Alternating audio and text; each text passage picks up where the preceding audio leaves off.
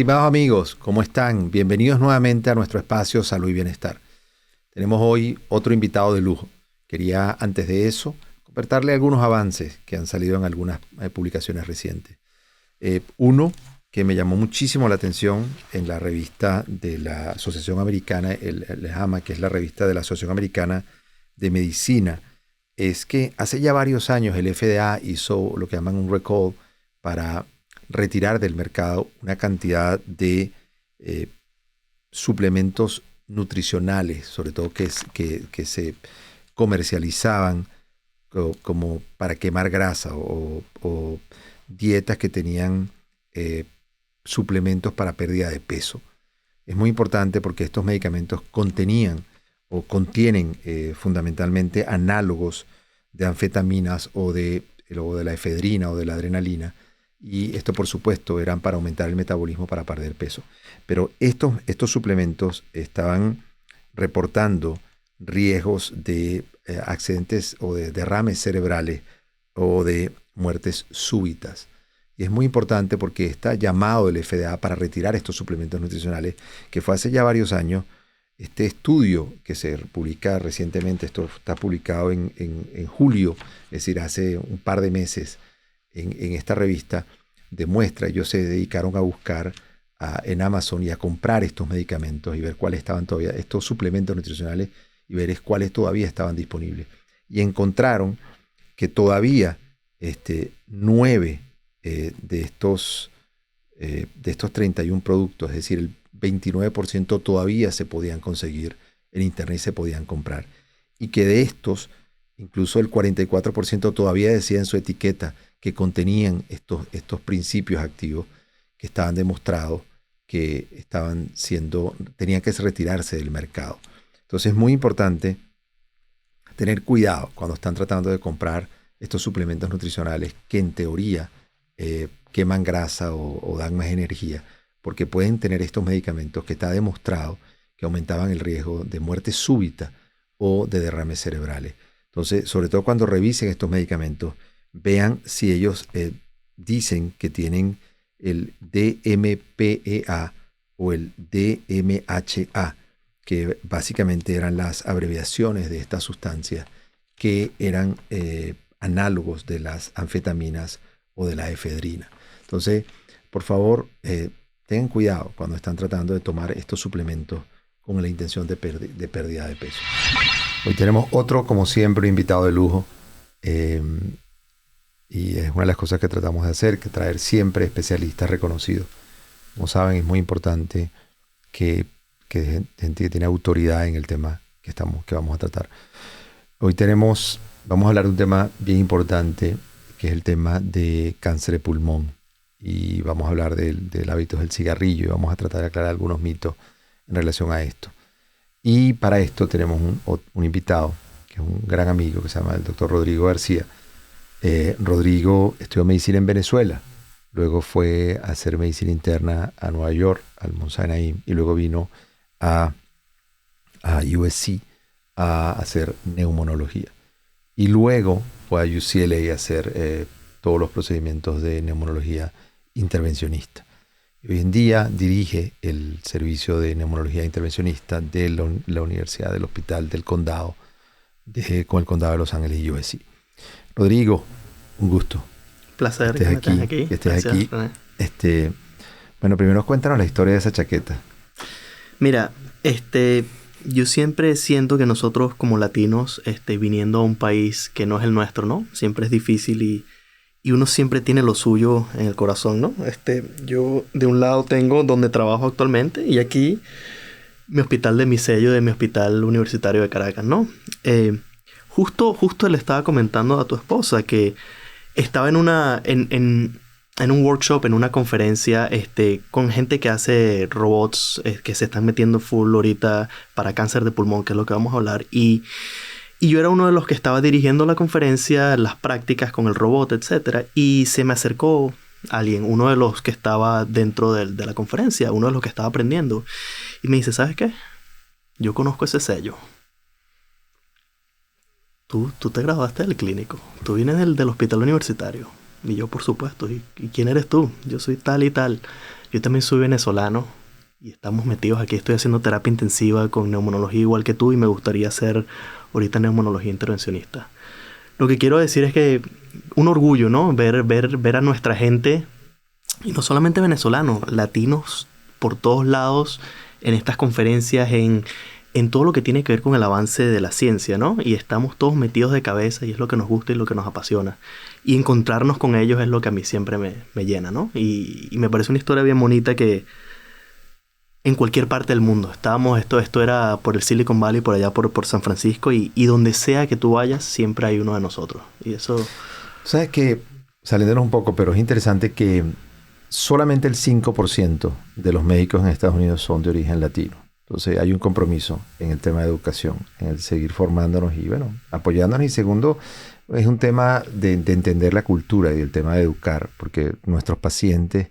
Hay una desproporción entre la cantidad de la población latina que hay, por ejemplo, en Los Ángeles y la cantidad de médicos que hay realmente latinos, que son biculturales, que entienden realmente la cultura latina. Y de hecho para mí es un privilegio porque yo estuve en el hospital del condado de USC, ¿no? Claro. Y estaba revisando las estadísticas el otro día. El 75% aproximadamente son pacientes latinos, ¿no? Y como tú dices, apenas el 5% de los médicos son latinos, ¿no? Y es el impacto que causa uno ahora como médico latino, que es tu gente, ¿no? La que tú estás tratando en el hospital del condado. Y es lo que ellos aprecian y también es lo que uno como médico aprecia también, ¿no? Por eso es que yo, después de graduarme en UCLA, afortunadamente tuve bastantes opciones para trabajar. Me llamaron de buenos lugares prestigiosos, pero creo que el compromiso era ir a un lugar donde tú creías que podías hacer cambios, ¿no? Y tratar a la gente más vulnerable, que es nuestra población latina en Los Ángeles. No, fantástico, fantástico. Bueno, ¿qué ha pasado con el cáncer de pulmón? Y quería básicamente preguntarte algunos mitos sobre eso. Se ha dicho que el cáncer de pulmón tiene que ver con el cigarrillo. ¿Eso es verdad o mentira? ¿Qué porcentaje del cáncer de pulmón está relacionado al hábito del cigarrillo? Cáncer de pulmón, yo creo que antes de responderte esta pregunta es importante porque me gusta revisar un poco la historia de la medicina y qué es lo que ha pasado con las muertes y la gente, cómo ve lo que significa el cáncer y qué era lo que era el cáncer antes, ¿no? Solamente para darte una referencia, en causas de muerte en el mundo, para la globalización, el World Health Organization, el cáncer de pulmón es la causa número 6 de muerte en el mundo, ¿ok? Esta es la Organización Mundial de la Salud que saca anualmente unos estadísticas, ¿no? Estamos hablando obviamente de enfermedades cardiovasculares número 1, derrames número 2, Alzheimer, etcétera, ¿no? Pero no estamos hablando de cáncer en general. Estamos hablando de cáncer de pulmón específico, ¿no? Y eso a mí me parece alarmante, ¿no? Porque no estamos hablando vamos a hablar de todos los cánceres, no. Es cáncer de pulmón. ¿Ok? Si te vas a países como Estados Unidos, que son los países desarrollados, es la número 4 causa de mortalidad, ¿no? Y yo me puse a pensar, mira, esto ha sido así toda la vida. Como desde que desde que Dios nos creó, el cáncer de pulmón ha sido así. Y me fui atrás y hay un libro del Dr. Adler en 1912 que él básicamente estaba obsesionado con el cáncer de pulmón. Y él quiso averiguar, mira, cuánta gente en el mundo tiene cáncer de pulmón. Después de años de trabajo y de investigación, solamente identificó 370 y tantos casos en el mundo registrados. O sea, hace 100 años estamos hablando, esto es 1912 cuando fue publicado esto, el cáncer de pulmón era casos de reporte. Casos que si tú veías un caso de cáncer de pulmón como médico, tú decías, wow, esto hay que reportarlo, hay que mandarlo al New England Journal, a los journals más importantes, ¿no? Hoy en día es la causa número 4 en Estados Unidos y número 6 en el mundo, ¿ok? De muerte. ¿Y a qué se debe eso? Es la próxima pregunta, ¿no? Sí, es importante en ese punto porque no es el cáncer más frecuente, pero producto de que es un cáncer agresivo, suben las estadísticas porque es importante como causa de muerte por cáncer y como causa de muerte en general. Entonces, definitivamente, ¿qué ha pasado? Es decir, es un cáncer agresivo, es un cáncer de difícil diagnóstico. Cuando se diagnostica, está en estadios avanzados. ¿Qué tenemos que hacer para diagnosticarlo precozmente cuando se pueda curar todavía?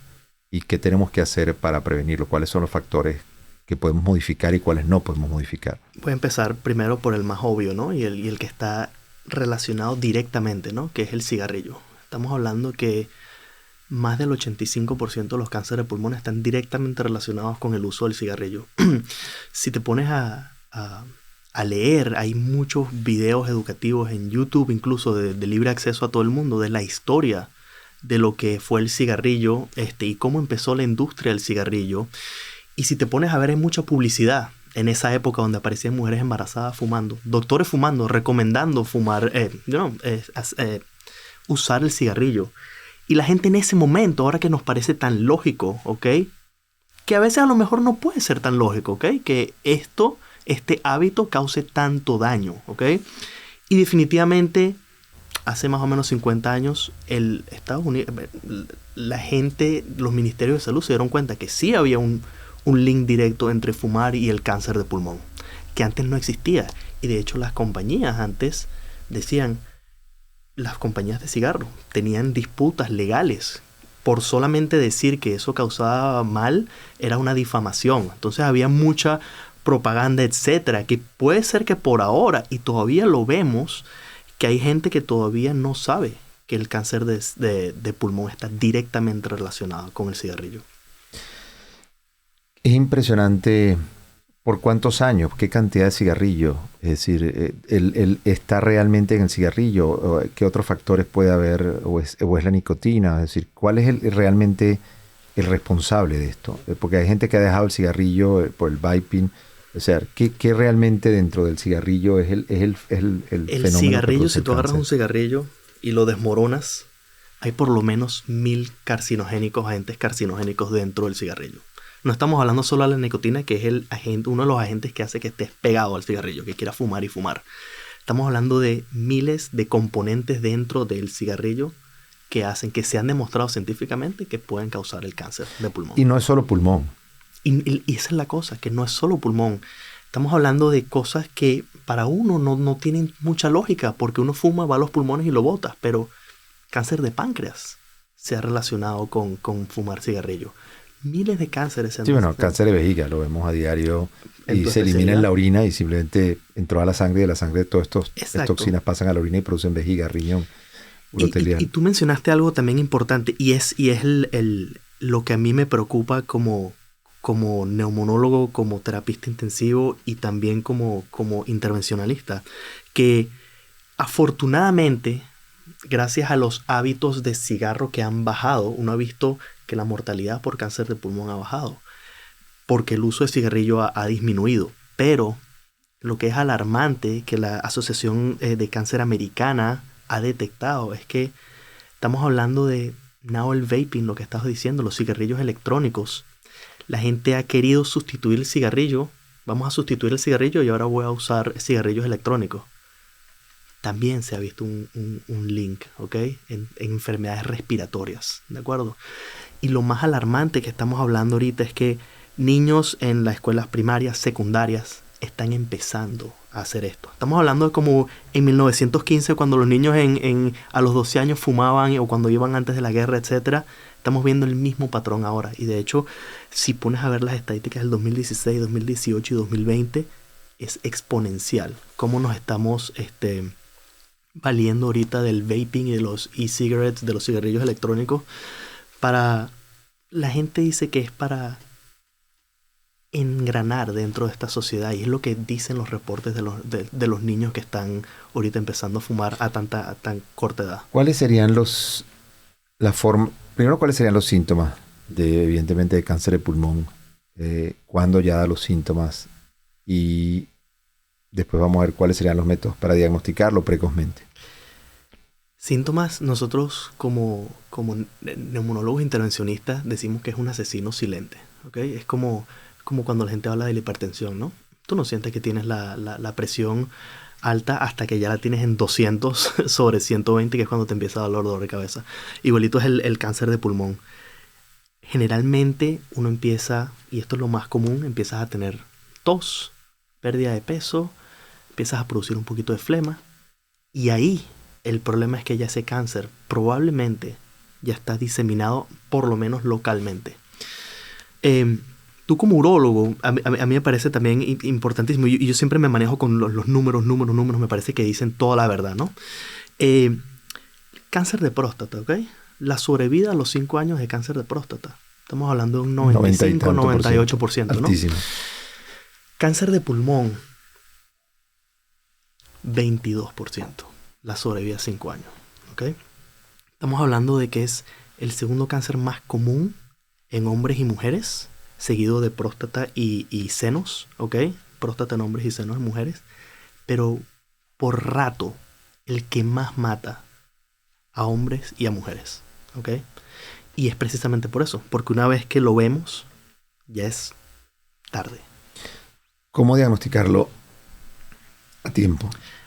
Hay muchas guías, y hay un estudio importante que se publicó en el 2011 en el New England Journal, que es el journal más importante para los médicos en general, ¿ok? Especialmente para nosotros los que tenemos que ver con el área de medicina interna.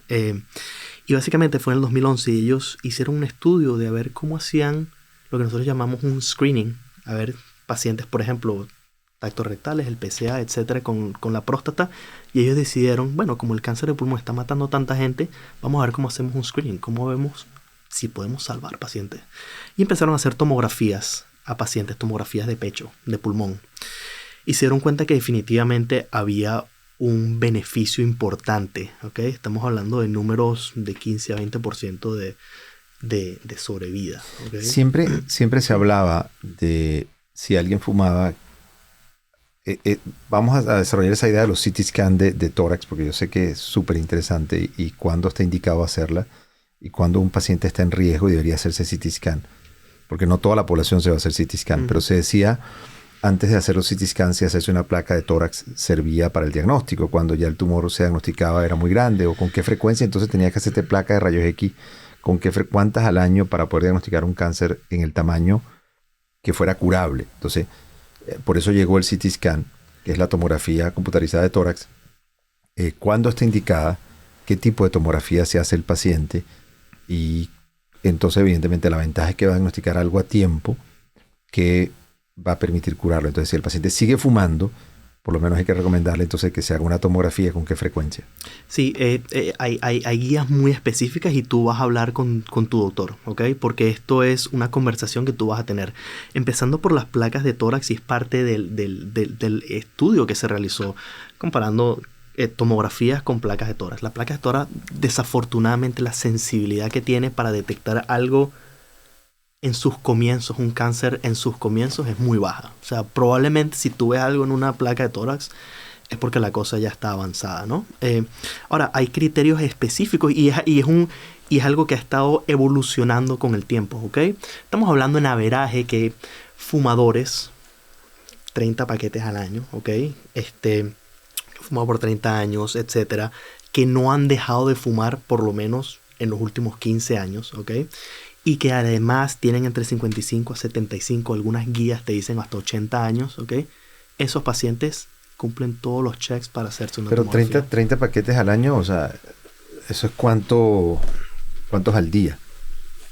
Por ejemplo, si tú te fumas un paquete al día por 30 años, eso es un paquete al año, ¿ok? Claro, o sea, pero entonces la gente debería... Pero hay gente que se fuma 2 o 3 paquetes. Claro, o sea, pero entonces, ¿cuántos años la gente tiene que haber estado fumando para entonces hacerse una tomografía? Ahí es donde viene la discusión también, porque hay gente que ahora está estudiando más y más y dice, mira, a lo mejor con menos cantidad de cigarrillos vamos a tener que hacerte una tomografía.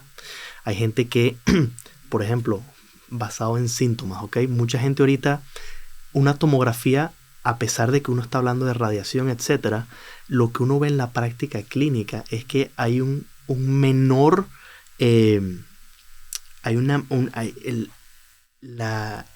para uno mandar una tomografía, uno no se tarda mucho. Uno siempre está pensando en cáncer. Por ejemplo, hay pacientes que te dicen, mira, sí, yo he fumado por 10 años, ¿ok? Y me he fumado 15 cigarrillos al día, ¿ok? Te pones a ver en la guía, a lo mejor este tipo califica, no califica, no sabemos. Pero he tenido ya 3 veces neumonía en los últimos 2 años. Y ¿sabes qué, doctor? Y esto es muy común. La neumonía no se me quita. A mí me mandan antibióticos y no se me quita. Uno como médico ya tiene una sospecha, ¿no? Uno le puede decir, le puede mandar a hacer una radiografía de tórax. Y no estoy diciendo que estas son las reglas de una guía, ¿ok? De los guidelines que nosotros tenemos. Pero uno empieza a tener sospechas. Y ahí ya, por ejemplo, uno empieza y manda una tomografía, ¿ok? Lo otro, evidentemente, el tema de lo que estabas explicando de la tomografía es porque siempre hay el temor de estar irradiando al paciente todos los años. Pero igualmente son tomografías, entiendo que son con baja dosis. Muy baja dosis. Que es una tomografía que se hace con menor exposición. O sea, no tengan miedo a hacerla porque se hace con una menor dosis y por eso se hace con menor dosis para poder hacerla todos los años. Y es uno de los mitos, ¿no? Claro. Y la cosa es que también...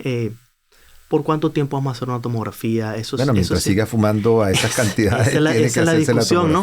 También es importante que en cuestión de cáncer de pulmón, tú sabes que hoy en el ámbito médico, a cualquier persona básicamente que pisa la emergencia, le hacen una tomografía de lo que sea, ¿no?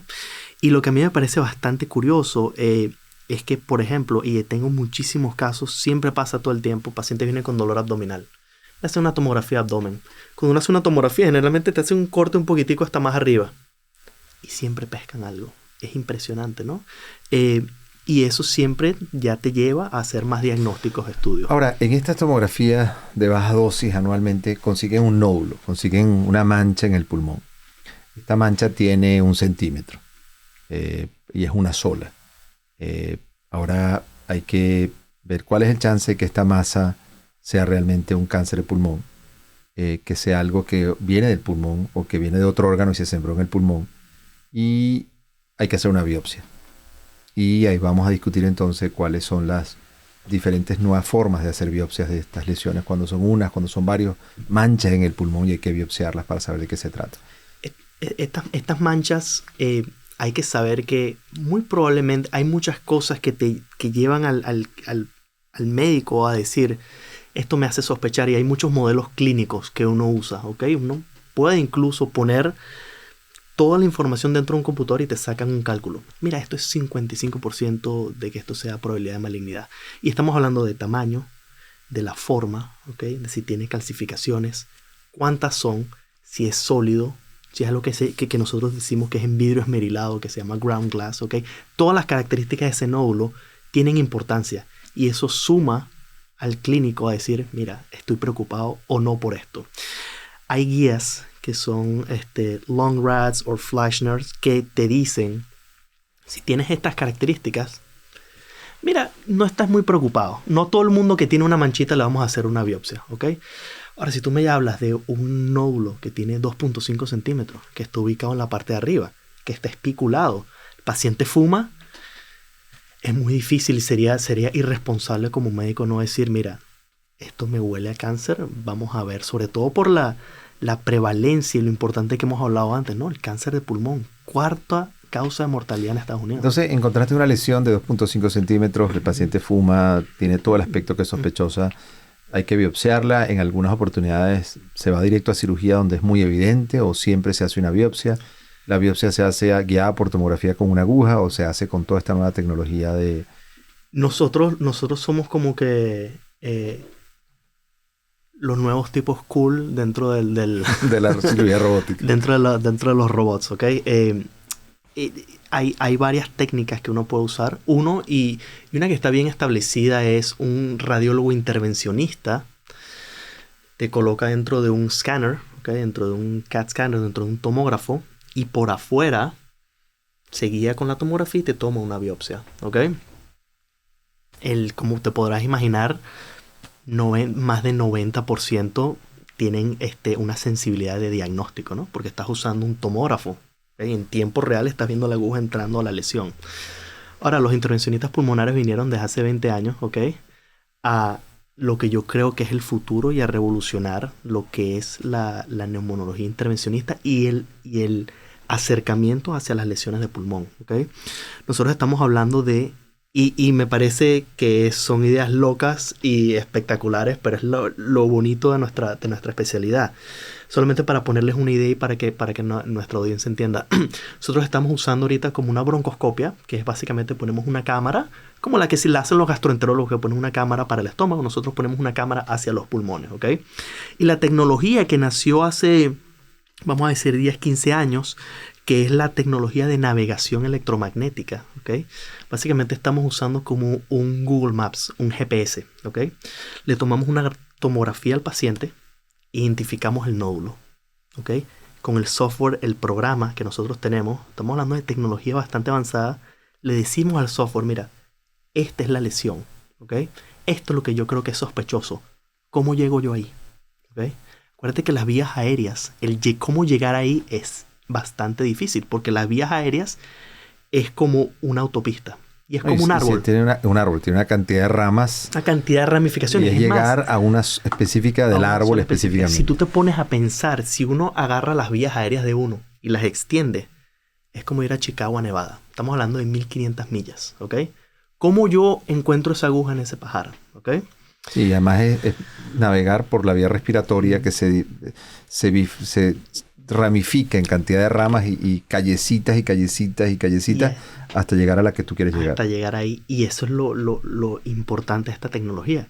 Que tú le das la información al software, ¿ok? Y él en tiempo real reconstruye en 3D tu vía aérea, la carretera la completa. Autopista. Y te dice, ¿sabes qué? Cruza a la derecha, cruza a la izquierda, anda para arriba, ve para abajo. En esta vía aérea, no, el tumor no está para allá, está para abajo.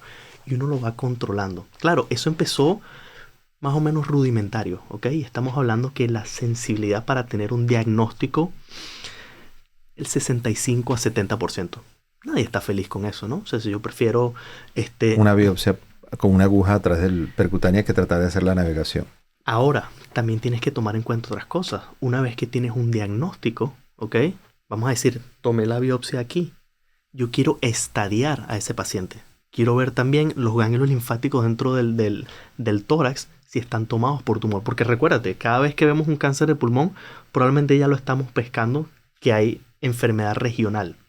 Entonces, tenemos también herramientas para al mismo tiempo, en el mismo procedimiento, hacer el estadiaje. Y estos nuevos endoscopios hoy en día, además son manejados por plataformas de robot y han bajado el diámetro y pueden llegar a estas pequeñas calles y calles ciegas y colaterales con una precisión increíble y pueden biopsiar varias lesiones, no necesariamente una aguja toma una muestra, sino ustedes pueden entrar por la carretera que quieran y tomar la cantidad de muestras que sean necesarias. Y lo que yo estaba diciendo antes del 60-70%, eso es tecnología vieja. Por eso que yo estoy entusiasmadísimo ahorita, porque lo que se viene, lo que está el presente ahorita es tecnología que estamos hablando de 90 y pico % de sensibilidad para llegar al diagnóstico, ¿ok? Es como si tuviéramos un control de PlayStation, ¿ok? Es como un videojuego. Te pones a navegar directamente por las calles reales, porque tienes una cámara dentro de los pulmones, y una calle generada por el computador, y las tienes las dos al lado. Es fascinante hacerlo. Y viajas derecha, izquierda, arriba, abajo, hasta que llegas a la lesión, con una sensibilidad de más del 90%. Y ahora viene lo importante. Tomas la biopsia, ¿ok? Tienes generalmente un patólogo al lado, es lo que nosotros estamos acostumbrados a hacer y lo que hemos tratado de que sea lo estándar, ¿ok? Y el patólogo te dice, esto es cáncer, doctor. No solamente nos quedamos con eso, que es lo que nos hubiéramos quedado si hubiéramos venido desde afuera. Ahora nos quedamos y usamos otro tipo de instrumento, que es un ultrasonido dentro de las vías aéreas. Imagínate tú cómo ha llegado la tecnología, que antes el ultrasonido que uno se imagina para hacerse para el embarazo, etc. Ahorita te ponemos un ultrasonido dentro de las vías aéreas y podemos ver los ganglios linfáticos dentro del pecho y ver de qué tamaño están. Y no solamente eso, tomarle biopsias en tiempo real, ¿ok? Ver el ultrasonido en tiempo real, tus ganglios linfáticos y tomar Claro, como el que se hacía para las vías digestivas o para el cateterismo, que hacían ultrasonido mientras estabas haciendo y veías cómo estaban las cavidades cardíacas a través de las vías digestivas. Bueno, definitivamente apasionante, que ahora casualmente la semana pasada en Las Vegas vi en el Congreso de Robótica estaba el impresionante ver el robot endoscopio y ver todo el mapa del broncoscopio, cómo pueden perfectamente manejarlo. Y eso, parte de eso también hubo algunos estudios para tratar de hacer la endoscopia del riñón, porque era mucho más estable que uno manejándolo manualmente. Hoy en día se maneja con la plataforma. Entonces, la precisión de que puedes llegar al sitio que quieres y quedarse ahí, no estar aguantándolo, sino que tú puedes quedarte, tomar el tiempo, meter la aguja, tomar biopsia. Pero te puedo ver si te emocionas tanto como yo. ahora no solamente es diagnosticar, ¿ok? El futuro ahora de esta tecnología es, yo me metí, encontré la lesión, te diagnostiqué cáncer, te hice el estadiaje, ¿ok? Ahora, el próximo paso es el tratamiento. El tratamiento Va a ser directo. tratamiento. Va a ser tratamiento. Claro. Ya estás ahí, ¿ok? Claro. No estoy diciendo que le vamos a quitar el trabajo a los cirujanos. No, pero vas a poder Estoy diciendo inyectar con que gran precisión el sitio con donde está la gran lesión precisión y donde está la lesión. microwaves, o vas a poder hacer Claro, crioterapia. cuando la lesión sea pequeña, cuando la lesión va a permitir Exacto. hacerlo y vas a poder diagnosticarla a tiempo, sin duda. Exacto. Diagnóstico, estadiaje y tratamiento. Eso es lo que nosotros queremos. Bueno, qué maravilla que vas a poder disfrutar y un nuevo camino que se va a abrir ahí. Que en términos prácticos, ¿cómo hacer para que alguien deje de fumar? ¿Qué ha habido de avances en eso? Mira, yo tengo... Hay medicamentos, hay clínicas completas para adicción, para que alguien deje de fumar. Tengo uno de mis mentores más sabios una vez me dijo, mira, pulmonólogo intensivista, años de experiencia, dijo, mira, mi hija fuma. Yo no he podido dejar que ella deje de fumar. Le he ofrecido todo, ¿ok? Obviamente nosotros tenemos nuestras herramientas, pero mucho tiene que ver con si el paciente está de verdad listo para dejar de fumar. Y yo creo que lo importante es que ellos entiendan, y es parte de la información que estamos aquí, es que ellos entiendan cuáles son las reales consecuencias de fumar, ¿ok? ¿Cuántas veces alguien tiene que intentar dejar de fumar para dejar de fumar? Muchas veces, y es bueno que me hagas esta pregunta, porque los pacientes dicen, mira, ya yo he tratado 2 veces y yo creo que es que yo no puedo dejar de fumar. Yo digo, es que probablemente no estás listo todavía, ¿ok? Te podemos ayudar con ciertos medicamentos, ¿ok?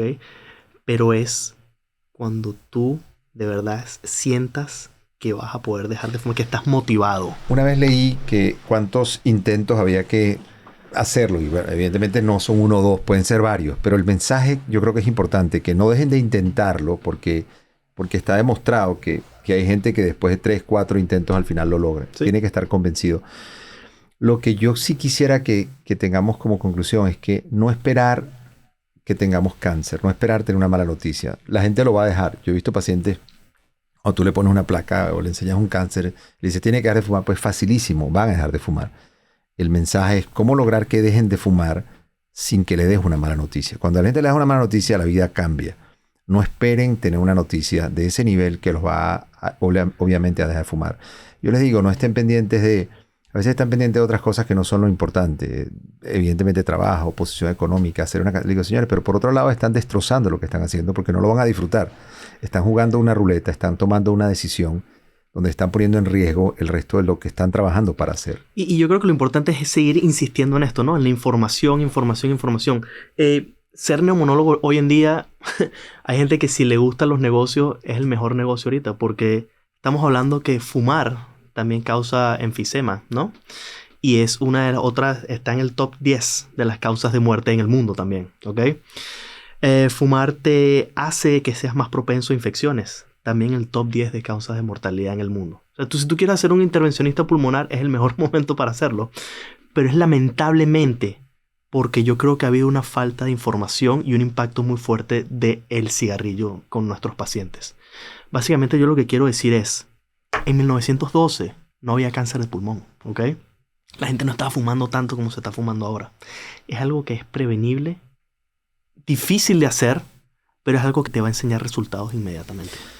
No quiero despedirme sin oír muy breve, porque además tuviste muchísimo y muy cercano el tema del COVID. Y sé que evidentemente te impactó brutalmente ver que la cantidad de muertes por vías pulmonares, y estuviste en el front line, en primera línea, trabajando sobre esto.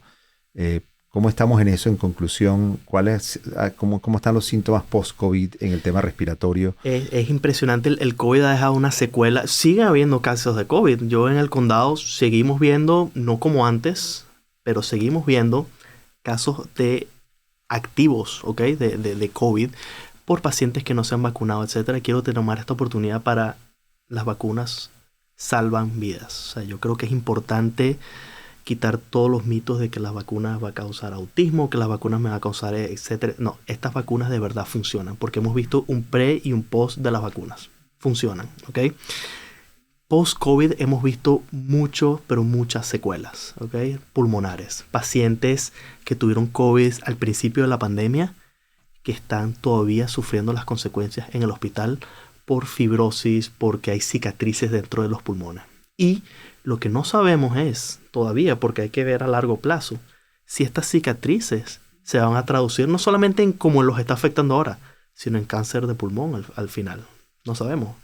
Sabemos que son más propensos a infecciones, etc. Y que la verdad los pacientes están sufriendo porque los ves en las clínicas de rehabilitación pulmonar, los ves ingresando al hospital porque no pueden respirar, muchos tienen oxígeno, etcétera, etcétera. O sea, el hecho de que hayas sobrevivido COVID no significa que tu calidad de vida regresó al 100%. Es impresionante como uno a veces, yo siempre digo que la gente no sabe lo divino, lo sabroso que es poder orinar hasta que no puedes orinar. La gente no sabe lo especial que es poder respirar hasta que no puedes respirar. La gente no sabe lo especial que es ver hasta que no puedes ver. Entonces, de verdad, en conclusión, hay que agradecer, hay que valorar el que estemos en condiciones normales y en que podamos disfrutarlo. Entonces, yo creo que hay que definitivamente seguir esforzándose en dejar de fumar. Si está fumando, entender que hay que hacerte tomografías de tórax una vez al año, tomografías con muy baja cantidad de exposición, para diagnosticar cualquier cáncer a tiempo. El diagnóstico hoy en día no solamente se hace ya con punciones, se puede hacer con broncoscopias. Hay toda una plataforma robótica para hacer biopsias precisas de cualquier lesión. De verdad, hay que seguir cuidándonos. Como ven, todavía hay casos de COVID. Así que bueno, tratar de seguir cuidándonos. De verdad, por favor, sigamos adelante. Mi amigo. Gracias. Un placer cuando quiera. Por tan importantes consejos. De verdad que impresionante ver cómo un tema definitivamente que sigue matando gente, a pesar de que decías que definitivamente ha bajado, y es importante que hemos arrinconado a los fumadores. Tú ves que no pueden fumar aquí, no pueden fumar acá, y básicamente si están en Estados Unidos, muchas veces no hueles el cigarrillo porque están tan arrinconados las zonas de fumadores. Cuando vas a Latinoamérica, vas a España, vas a otros sitios, te impresiona oler el cigarrillo nuevamente, porque básicamente aquí si uno no fuma, uno ha protegido el aire alrededor de donde uno está. Pero, de verdad, si ven a alguien alrededor fuma, eso es otro tema, que es fumadores pasivos. Y el riesgo es exponencial también, así seas un fumador pasivo. Si eres alguien que está al lado de alguien que fuma, el riesgo incrementa muchísimo. No solamente es el acto de activamente fumar, sino es estar sentado al lado de alguien que fuma también. Bueno, si no, aquí nos vamos a quedar todo el día hablando. Así que de verdad, como saben, de lo bueno poco, de verdad gracias por acompañarnos. Por favor, compartan el contenido si les ha parecido importante. Estoy seguro que van a salvar y van a ayudar a cuidarse a algún ser querido. Hasta la próxima y bueno, gracias. Por favor, se cuidan. Salud y Bienestar es producido en los estudios de Uno Productions en Glendale, California. Producido por René Sotelo. Dirección, Alberto Arbelo. Coordinadora de producción, Patricia Gasperi. Producción ejecutiva, Luis Medina. Productor asociado, Aleira Tomás. Postproducido por Cristian Walter. Edición, Carlos Nay. Salud y Bienestar es producido en los estudios de Uno Productions en Glendale, California.